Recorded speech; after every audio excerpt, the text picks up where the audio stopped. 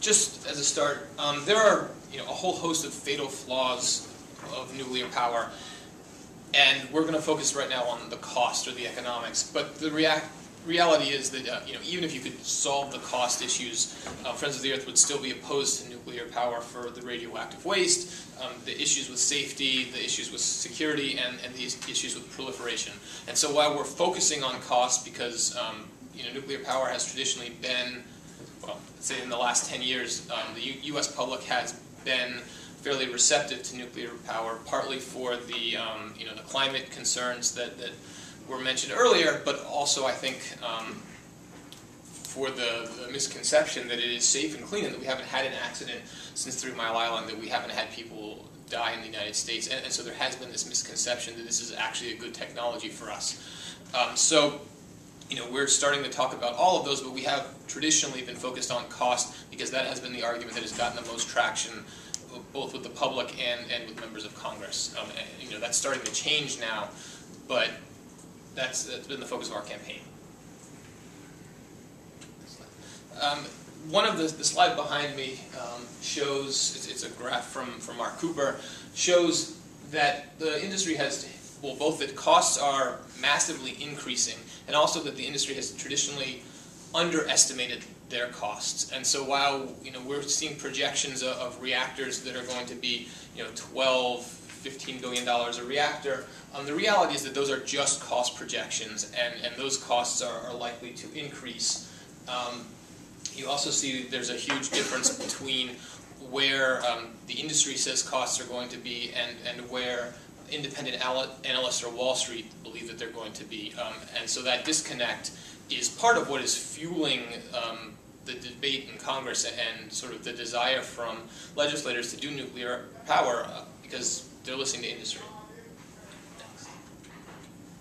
This is the historical cost of nuclear power, and you can see that the cost of nuclear power has not only been significantly different than the estimates, this is put in numbers, but also that the costs are rising. And there are a couple of, well, the main reason is that we're actually understanding the realities of nuclear economics more. The massive construction costs to actually make these plants safer than they were in the early 50s and 60s have meant that you have massive construction costs. We also don't have the infrastructure in the United States to actually build nuclear reactors. And so a lot of that infrastructure just doesn't exist, which is increasing the costs. The other thing that we're seeing is that costs of things like cement and steel, which are core pieces of reactor construction, are increasing, and so the costs of nuclear reactors are going to be increasing as well. So how has the nuclear industry actually been able to build over 100 reactors in the United States?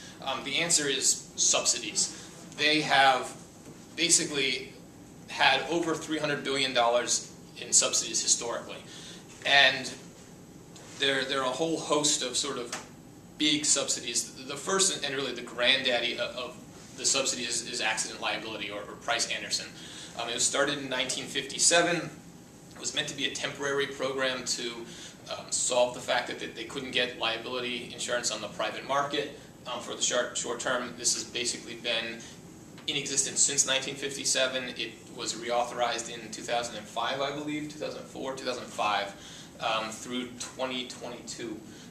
What it does is it basically requires them to buy conventional liability insurance up to $375 million. And if you are looking at the potential cost of a meltdown in Japan, for instance, estimates are well over $100 billion. And so this is $375 million in liability insurance. The second tier of insurance is a fund into the radioactive payment fund. And so they don't actually have to pay into that fund until there's actually an accident. So they basically get to keep those funds, although they do have to have some sort of plan for how they would pay for that money in the case of an insurance. But that's actually capped at $12.2 billion. And so any money after that is likely to come from taxpayers. So in the case of a massive accident, most of that money is likely to come from taxpayers. Now, obviously nuclear reactors are not the only technology that has liability insurance. We saw this with the Deepwater Horizon BP disaster as well. They had their liability insurance capped as well. But even that horrific accident is not going to have costs on the scale of hundreds of billions of dollars. And BP is a massive company, and the federal government was able to get them to put money into an account, $20 billion, to actually pay for their cost of cleanup. Most of the reactor companies, the utilities, don't actually have those resources and would not actually be able to pay for a cleanup. So it's very likely that most of that money would come from taxpayers in the case of a shutdown, or case of an accident. The other thing to note is that this significantly lowers their operating costs because they're not paying for insurance on the market. And so it makes reactors seem much more profitable than they would be otherwise. The second massive historical subsidy is research and development. 54% of all energy in research and development between 1948 and 2007 went to nuclear energy. So we're seeing massive investment of federal resources in nuclear energy. If we had invested in renewables at the same rate or anywhere close to that, we'd probably be a lot further along with solar, with wind, and we wouldn't be having this dependence on nuclear reactor. One of the things about research and development too is that a lot of the research and development money is actually closely related to weapons research and development, and so we're developing and researching both weapons and energy at the same time. And MOX fuel, for instance, mixed oxide fuel, is a perfect example of that. The other massive subsidy right now are capital subsidies. So the big hurdle for new reactors is that they just can't come up with the capital to build these massive projects. And we have traditionally subsidized construction. I guess the other one that's just really huge, they're all pretty huge, I keep saying that, but they're all pretty huge, is nationalizing waste management risks. So we've actually created the waste fund, and so we basically bear the responsibility of cleanup of nuclear waste and disposal, and that's a massive subsidy for the industry. Mining and enrichment, a lot of the fuel comes through government enrichment, and also a lot of the mining is on public lands when we're not charging royalties at basically proper rates. It's a massive subsidy to the industry and proliferation costs. Next slide. We're subsidizing the entire fuel cycle. We're starting with uranium mining and milling, so really where we're getting the fuel right out of the ground. We're reducing the cost of capital, so we're giving them incentives to build new reactors. We're giving them output subsidies, so we're actually giving them subsidies for producing electricity. We're giving them operating subsidies, so Price-Anderson is an operating subsidy. It allows them to maintain operation. And then we're giving them shutdown subsidies as well. So when they decommission nuclear reactors, much of those costs actually fall on taxpayers as well. So uranium mining, we have a series of subsidies. The first is percentage depletion, so we actually give a tax incentive for uranium mining.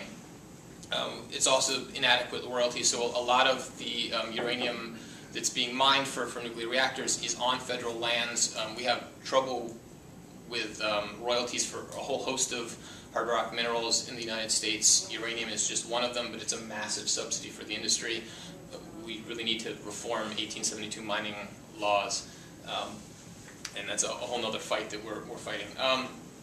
Inadequate bonding as well. There are a whole host of environmental costs associated with the uranium mining, and the panel that Global Green had a month ago really touched on those.